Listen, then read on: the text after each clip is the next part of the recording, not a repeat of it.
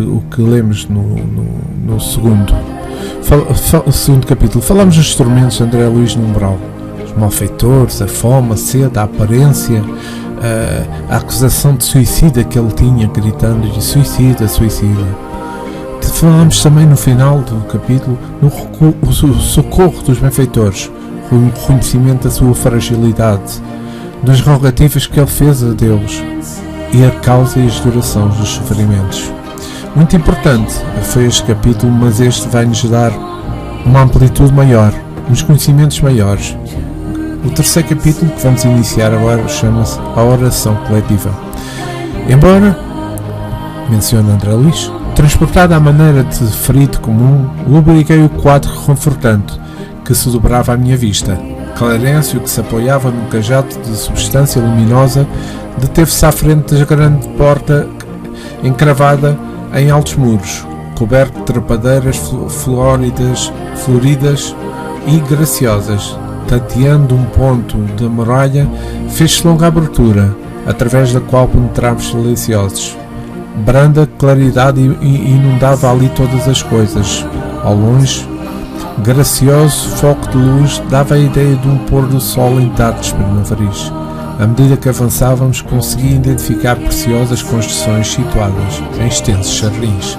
Vamos parar aqui e vamos tentar entender o que é que ele quer dizer com muralhas e edificações no plano espiritual. Ora, nesta obra vamos ver uma realidade espiritual adaptada e bem próxima dos costumes terrenos, abrigando espíritos ainda imperfeitos e apegados ao bem e vinculados da existência física. Seria indispensável manter um lugar de transição espiritual onde as almas pudessem de certa forma se sentirem confortadas e familiarizadas com os recursos ali existentes. É bem assim que os espíritos em sintonia mais elevada se reúnem para identificar e embelezar moradas de amparo e conveniência àqueles que são acolhidos. Voltando ao texto, continua André Luiz. O sinal de Clarencio, os condutores, ao sinal de Clarencio, os condutores depuseram devagarinho a maca improvisada. A meus olhos surgiu então a porta acolhedora de alvo edifício, à feição de um grande hospital terreno. Dois jovens envergando túnicas de níveo linho acorreram pressurosos ao chamado de meu benfeitor. E quando me acomodavam ao leito da emergência, para me conduzirem cuidadosamente no interior, ouvi o generoso ancião recomendar carinhosamente: guardem nosso tutelado no pavilhão da direita. Esperem agora por mim. Amanhã cedo voltarei a vê-lo. Enderecei um olhar de gratidão, ao mesmo tempo em que era conduzido e confortado a aposento de amplas proporções, ricamente mobilado, onde me ofereceram leite acolhedor. Então aqui fechamos o seguinte: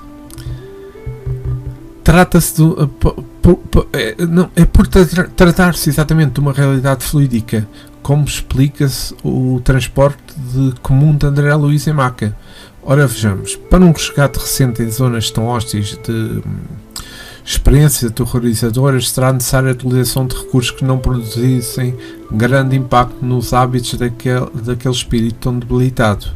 Assemelhando-se o trabalho aos padrões terrenos do transporte ao enfermo, os bondosos socorristas possibilitaram aos espíritos como André Luiz uma adaptação gradual à nova realidade. Mesmo desprovidos dos seus corpos físicos, os espíritos no plano espiritual necessitam de tratamento de hospitais espirituais? Claro que sim, pois vejamos. O corpo físico manifesta as suas desarmonias do espírito através de doenças, não é? Mas é no corpo espiritual fluídico, ou seja, o perispírito, que permanecem já todos os equilíbrios gerados pelos maus hábitos do espírito e suas vibrações mentais em desacordo com as leis divinas, como os pensamentos, como as emoções. Pois, no livro dos médios, esta parte é importante, no item 54, Kardec menciona: há no homem três coisas. Primeira, a alma ou espírito, princípio inteligente em que reside o senso moral. No segundo é o corpo, envoltório grosseiro material, do qual está temporariamente revestido para o cumprimento de certos objetivos providenciais.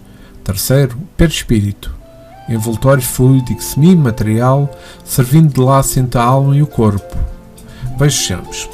Corpo físico. A morte é a destruição, ou melhor, a desagregação do invólucro grosseiro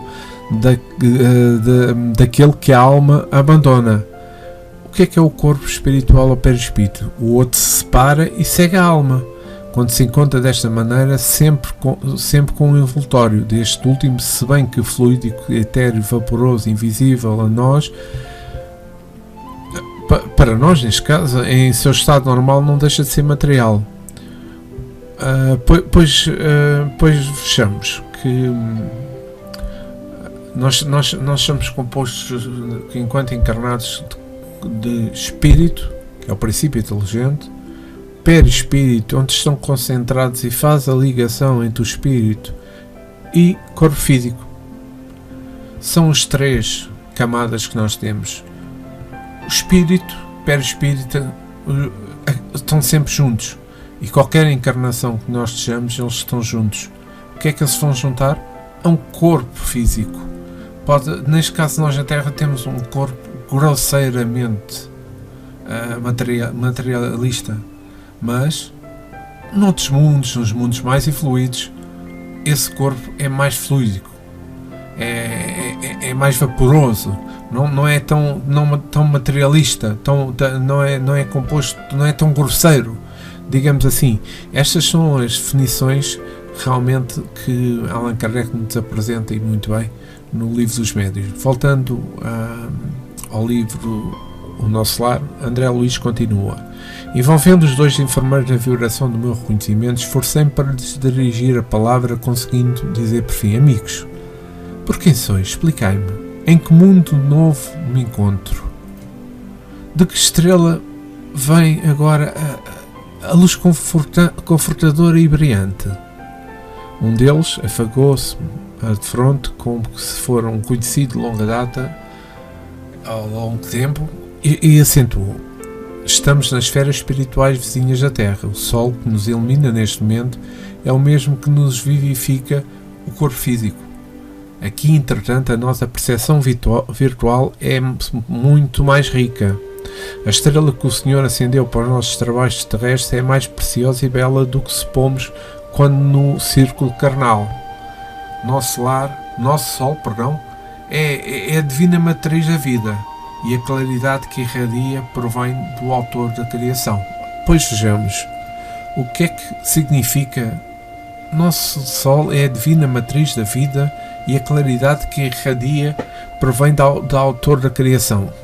Pois o Sol é o Sol, é a fonte de energia, de calor, de vida, é a nascente da formação da Terra na obra da criação, cuja claridade tem origem na grandeza da ação divina e em suas leis de constituição, harmonia e organização do universo. Este é sem dúvida. Agora, Emmanuel, no seu livro O Consolador, psicografado por Francisco Cândido Xavier, menciona: o Sol é a fonte vital de todos os núcleos da vida planetária. Todos os seres, todos os centros que se processam as forças embrionárias da vida recebem a renovação constante de suas energias através da chuva incessante dos átomos, que a sede do sistema envia à família de mundos equilibrados na atração dentro do infinito. Que grande explicação, realmente. Agora vejamos na Gênese, Allan Kardec, no capítulo 6, no ponto 20, diz: sucedeu que num ponto do universo perdido entre as infinidades dos mundos, a matéria cósmica se condensou sob a forma de imensa nebulosa. Isto é sobre a formação da nebulosa geratriz entre mundos. E continua: então ela terá dado o nascimento a um só astro, não a um só astro, mas a centenas de mundos, de sistemas destacados do foco central. é extremamente importante, e vejamos que cada um desses mundos será um Sol dentro de um turbilhão de planetas. Pois vejamos, esses planetas receberão uma vida especial, particular, embora dependente do astro que os gerou. Ora, cada um dos seus mundos, revestido como um mundo primitivo das forças naturais que presidem a criação dos universos, gerará sucessivamente novos planetas, que desde então gravitarão em seu torno, ou seja, de um Sol. Juntamente com os seus irmãos, gravita em torno do foco que lhe deu a existência de vida, ou seja, do centro da nebulosa. Sobre a formação da Terra e da Lua, também na Gênese Kardec continua. Um dos planetas será a Terra, que antes de resfriar e revestir-se de uma crosta sólida, dará nascimento à Lua, pelo menos processo de formação astral a que ela própria deveu à sua existência.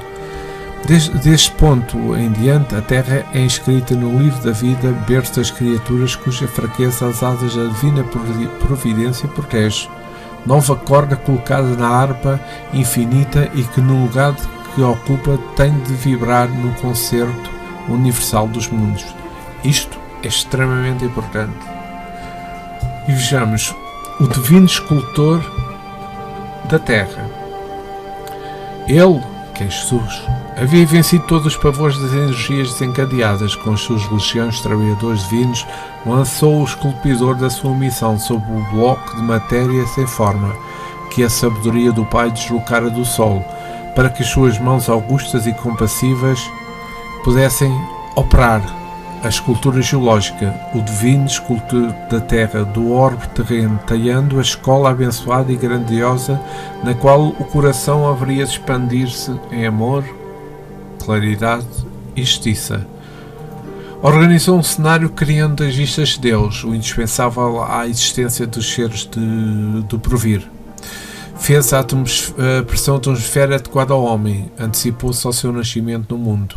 No curso dos milénios, estabeleceu os grandes centros de camada atmosférica e estratosfera, onde se harmonizam os fenómenos da existência planetária, e edificou as usinas de ozónio a 40 e 60 km de altitude para que filtrassem convenientemente os raios solares, manipulando-lhes a composição precisa à manutenção da vida organizada no planeta. Este é um grande apontamento no caminho da luz de Emmanuel, livro psicografado por Francisco Cândido Xavier, no capítulo 1, o Divino Escultor. Mas voltemos novamente ao texto. Continuava André Luís: meu ego, com que absorvido em onda de infinito respeito, fixou a luz branda que invadira o quarto.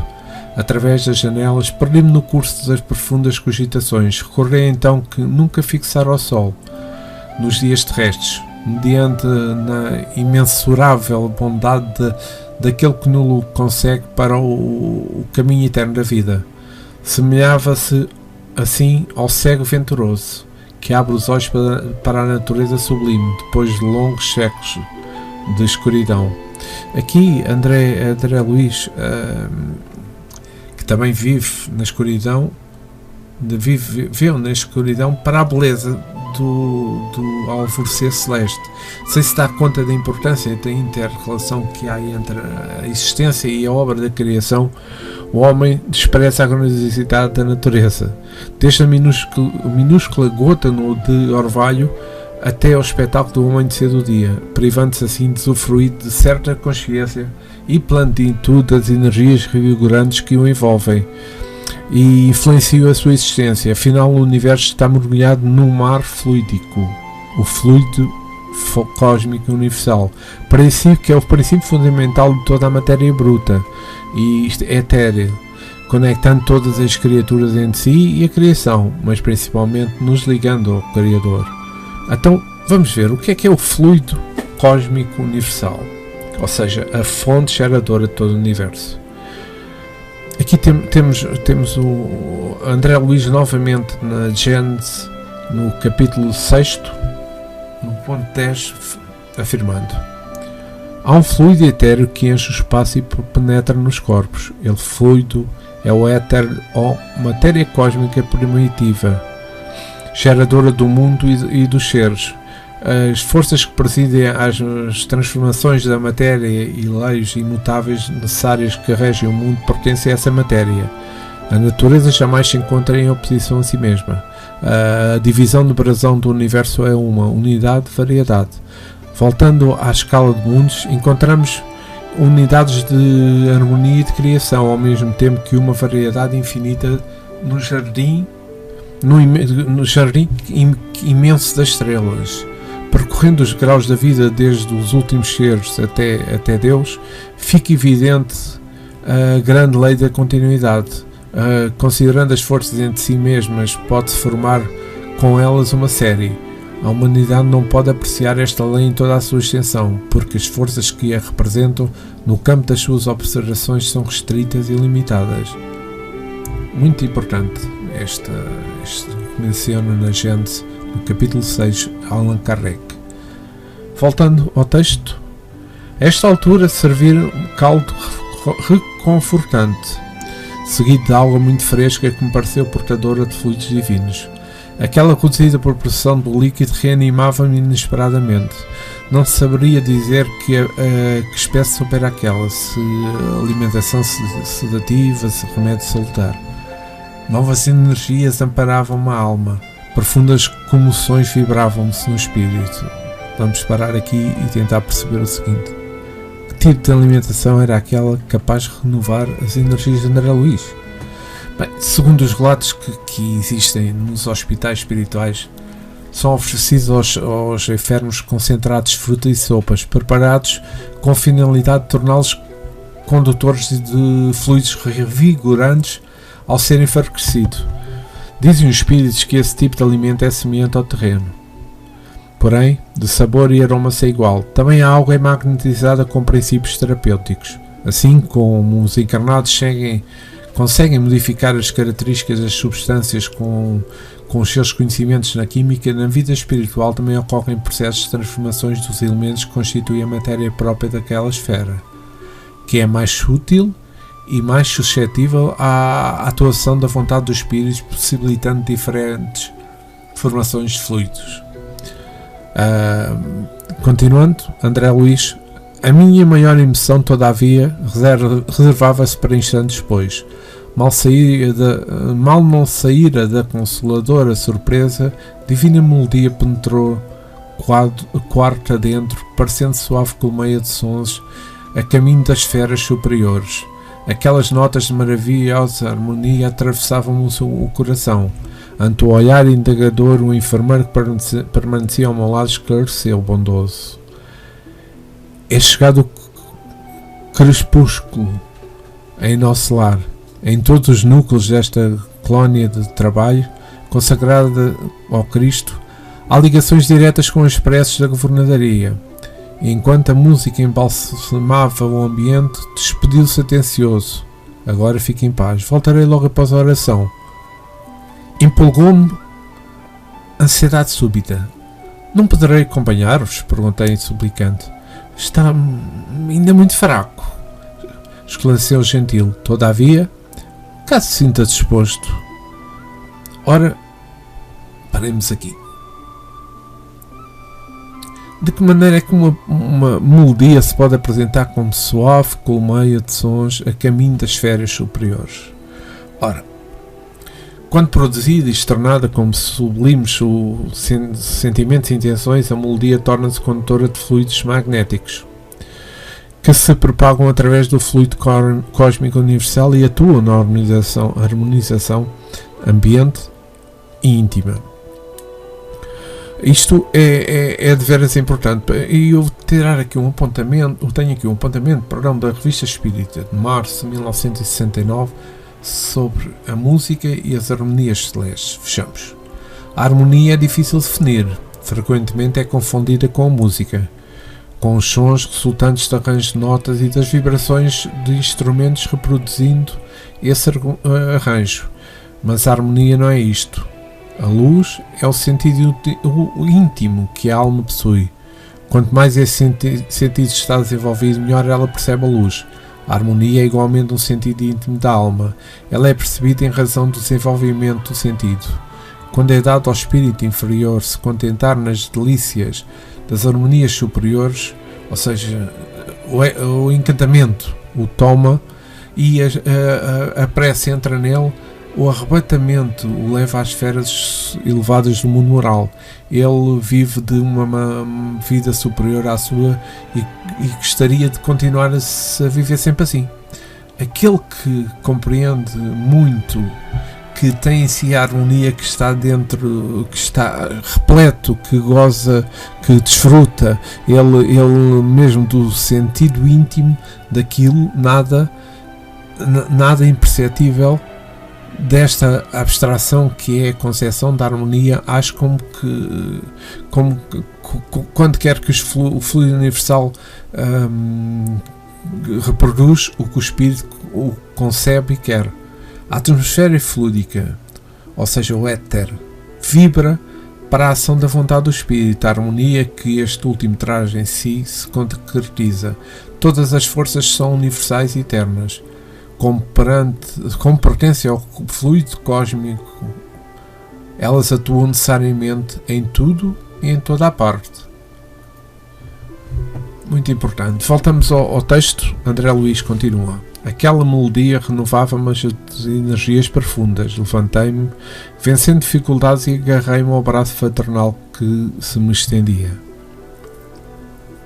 Seguindo vacilante, cheguei ao enorme salão, onde numerosa assembleia meditava em silêncio profundamente recolhida. Da abóbada cheia de claridade brilhante pendiam delícias e flórias guirlandas que vinham do teto à base, formando radiosos símbolos de espiritualidade superior. Ninguém parecia dar conta da minha presença, ao passo que mal dissimulava eu a surpresa inexcedível. Todos os circunstantes atentos pareciam aguardar alguma coisa. E vamos parar aqui, porque vamos tentar o que é que terá motivado André Luiz, na sua fraqueza, a participar naquele acontecimento. Ou seja, vamos voltar um pouco atrás. Depois de passar todos os sofrimentos íntimos no umbral, André Luiz saboreava as sensações de um ambiente de paz e de fraternidade, com a atenção e o carinho daqueles espíritos que atenderam suas rogativas a Deus. Essas novidades o impulsionavam a querer descobrir e participar do novo mundo, ainda desconhecido, mas que entendia ser importante para ele. Muito bom. Voltando ao texto, continuava André Luiz. Contendo a custos numerosas indagações que me esferviavam na mente, notei que ao fundo, em tela gigantesca, desenhava-se prodigioso quadro de luz quase fiérica. Obedecendo a processos adiantados de televisão, surgiu o cenário de templo maravilhoso. Sentado no lugar de destaque, o ancião coroado de luz fixava o alto, em atitude de prece, envergando alva túnica de irradiações resplandecentes. Em plano inferior, 72 figuras pareciam acompanhá-lo por respeitoso silêncio. Altamente surpreendido, reparei Clarencio participando da assembleia, entre os que cercavam o velhinho refulgente. Agora vamos perceber qual era o tamanho do espanto de que André Luiz diante de uma transmissão de imagem. Vejamos. Esta história que estamos aqui a contar do nosso lar, surgiu entre as décadas 30 e 40. A televisão que conhecemos ainda não era acessível nem possuía muitos recursos. Só teve a alavancagem após a Segunda Guerra Mundial, entre 39 e 45. Quando André Luiz fala de processos adiantados de televisão, começamos a mostrar a superioridade tecnológica da vida espiritual em relação à terrena.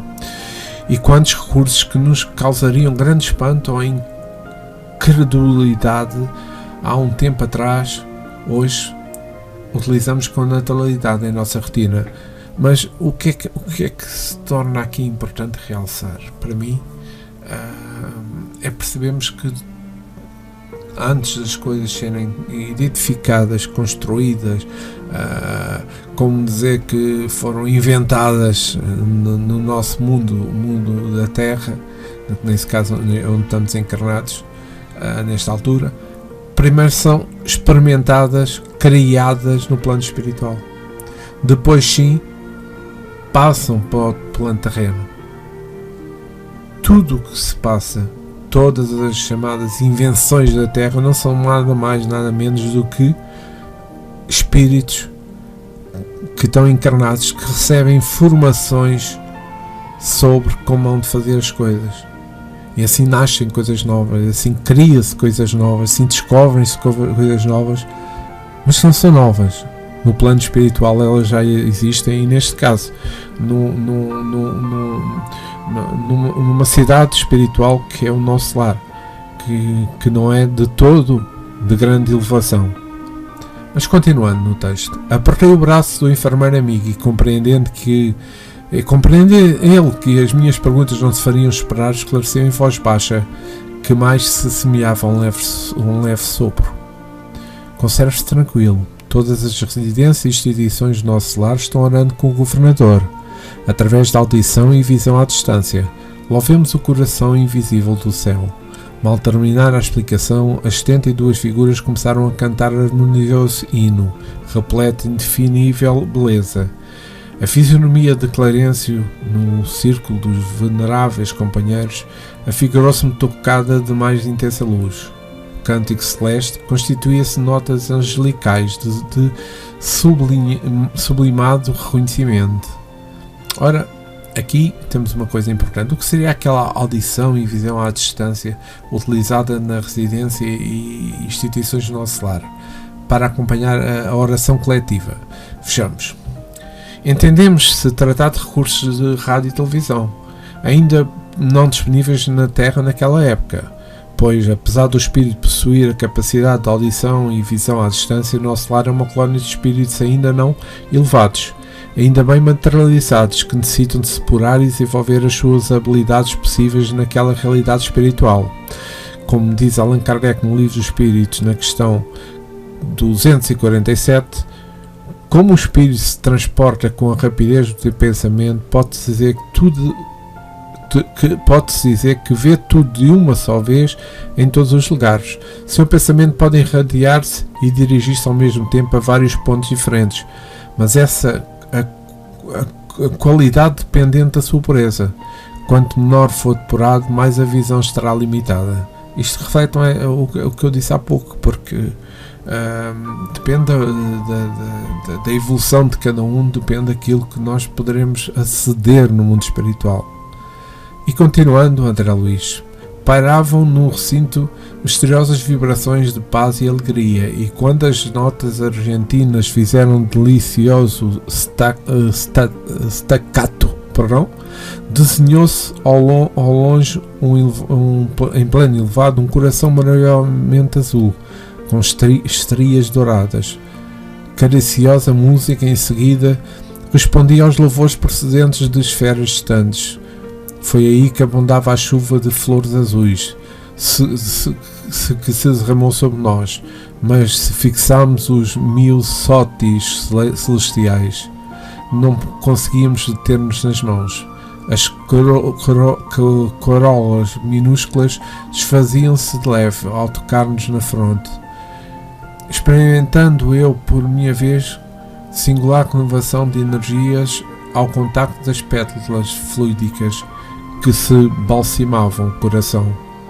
Aqui, lá está, André Luís menciona algo extraordinário, algo que ele está a evidenciar, algo que ele nunca pensou existir. Pois vejamos, que tipo de fenómeno é esse descrito por André Luís, a abundante chuva de flores azuis? Se nós repararmos os recursos do alto, de planos mais elevados, em resposta à oração coletiva em formato de 1000 sótis fluídicos como veículos de energia harmonizadora, temos aí a resposta. E qual seria a razão de esse aparato maravilhoso para um acontecimento rotineiro que é em nosso lar. É o reflexo do cuidado que a espiritualidade superior tem sobre as suas coisas sagradas, proporcionando condições de recolhimento e sensibilidade. O momento dos pensamentos elevados em comunhão é único e especial, mesmo os que ocorrem em dias no nosso lar. Dele resulta a harmonia que se mantém em as boas energias entre os moradores, canalizadas diretamente das esferas superiores. Voltando ao texto, André Luiz. Terminada a sublime oração, regressei ao aposento de enfermo, amparado pelo amigo que me atendia de perto. Entretanto, não era mais o doente grave de horas atrás. A primeira prece coletiva em nosso lar operara em mim completa transformação. Conforto inesperado envolvia minha alma. Pela primeira vez depois de anos consecutivos de sofrimento, o pobre coração saudoso e atormentado à maneira de um cálice muito vazio enchera-se de novas gotas generosas de licores de esperança. Então, vamos aqui parar para perceber, para parar, e este é o final mesmo do terceiro capítulo, mas vamos aqui vou tentar esclarecer. Que relato de André Luiz, o que podemos concluir a respeito do poder de completa transformação promovida pela prece coletiva? Bem, vimos que ao levar o pensamento em prece, projetámos a nossa intenção através do fluido cósmico universal, que atinge em objetivo qualquer ponto do universo. Ao unir pensamento com o mesmo propósito, é como acender diversas luzes que se irradiam conjuntamente rumo às esferas superiores, que atenderão, sob a concordância divina, as nossas prerrogativas, atraindo a assistência dos bons espíritos que nos vêm auxiliar e sustentar com fluidos espirituais, inspirações e pensamentos harmoniosos, possibilitando assim uma intensa transformação do nosso estado íntimo. Pois a prece, o Espiritismo torna possível, torna compreensível a ação torna compreensível a ação das preces, explicando o modo de transmissão do pensamento. Todos os seres encarnados e desencarnados são mergulhados no fluido universal que ocupa o espaço, tal qual nos achamos neste mundo, dentro da atmosfera. Esse fluido recebe uma impulsão da vontade. Ele é o veículo do pensamento, como o ar ou do som, como a diferença de que as vibrações do ar são circunscritas, ao passo que as do fluido universal se estendem ao infinito. A energia da corrente guarda proporção com o pensamento e a vontade. É assim que o espírito se ouve a prece que quiser dirigida, qualquer que seja o lugar onde se encontra. É assim que os espíritos se comunicam entre si, que nos transmitem as inspirações de que relações se estabelecem a distância entre os encarnados. O poder da prece está no pensamento, que nada depende das palavras, nem do lugar, nem do momento que seja feita. Portanto, pode-se orar em qualquer parte, a qualquer hora, a sós ou em grupo. A influência do lugar ou do tempo só se faz sentir nas circunstâncias que favorecem o recolhimento. A prece coletiva tem a ação mais poderosa, mas quando todos os que oram em associação de coração a um mesmo pensamento e visam o mesmo objetivo, pois é como se muitos clamassem juntos em um só som. Este último apontamento foi tirado do Evangelho segundo o Espiritismo, de Allan Kardec, capítulo 27, item 10 e 15. E chegamos ao fim do terceiro capítulo. Falámos da chegada de André Luiz ao nosso lar, as suas impressões iniciais sobre aquela colónia espiritual, as morais, edificações, a presença do sol, o alimento, a água revigorante, a melodia, a oração coletiva, recursos tecnológicos e magnetizadores. Falámos também do perispírito, a formação dos mundos, fluido cósmico universal e mecanismo da prece. Espero que tenham desfrutado como eu desfrutei, com a ajuda sempre dos espíritos. Sem eles não conseguiria fazer, e agradeço que tenham estado mais uma vez comigo no estudo do terceiro capítulo do livro Nosso Lar, de André Luiz, psicografado por Francisco Cândido Xavier. Muito obrigado.